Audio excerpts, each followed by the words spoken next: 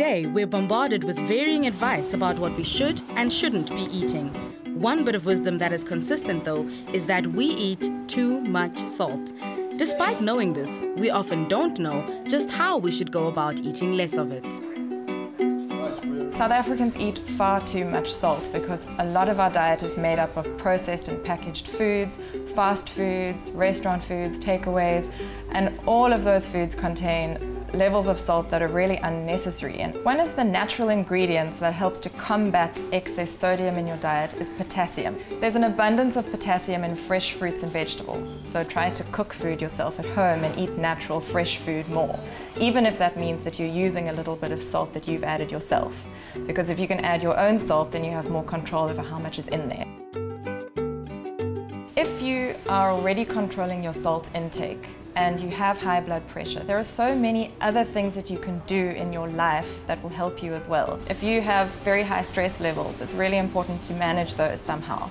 Losing a bit of weight, doing some regular exercise. If you smoke, then stop smoking. If you drink alcohol, then be aware of how much you're drinking.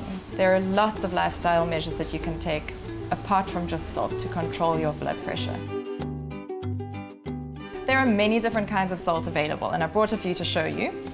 This is a sea salt, and this is also a sea salt. They're just in different forms. So this one is in little flakes, and you can crush them with your fingers, and this one you'd need a grinder for, unless you're going to dissolve it in water. So if you're going to cook a stew, for example, you can use that.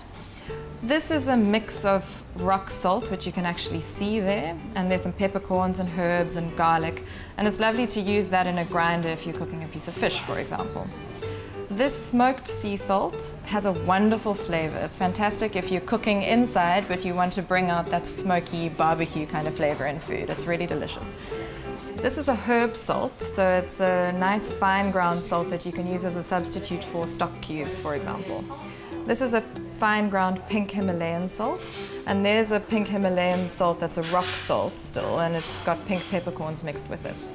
So with all these options, it's very easy to oversalt your food, but when you've got such beautiful flavor and you know how to use salts really well, you don't need to use that much. Daily salt intake should be limited to no more than 1 teaspoon a day, but that doesn't mean your food needs to be bland. There are a number of other tasty substitutes that will suppress many a salty tooth. Today I'm preparing a fish dish. It's a piece of blue nose that's got a spice rub on it, and the idea of adding lots of spices and flavors helps you to use less salt. So apart from the spice rub, I'm also making a lovely pineapple and avocado salsa just to add a bit of tangy, sweet flavor to that spicy fish.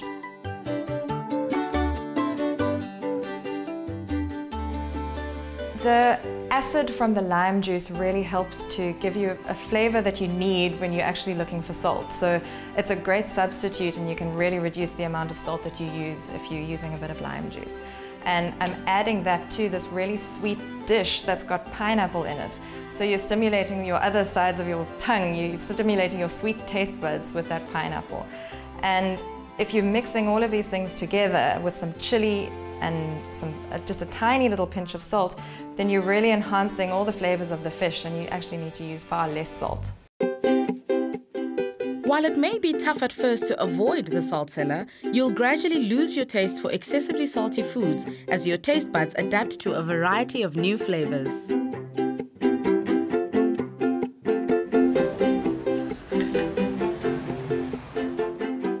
Avoid eating too much salt by learning how to prepare real fresh food for themselves. As soon as you start taking shortcuts by eating processed foods, using lots of condiments, ready-made sauces, stock cubes, tinned foods, for example, you start adding too much salt to your diet.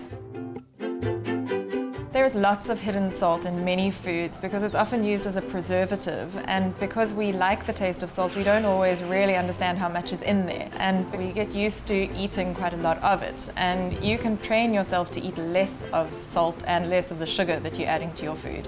By doing it slowly, you can actually wean yourself off it if you take a little bit away at a time. Cutting down on how much salt you use when cooking gives you a good excuse not to follow the rules and allows you to do a bit more experimenting. Cooking at home will never be boring again.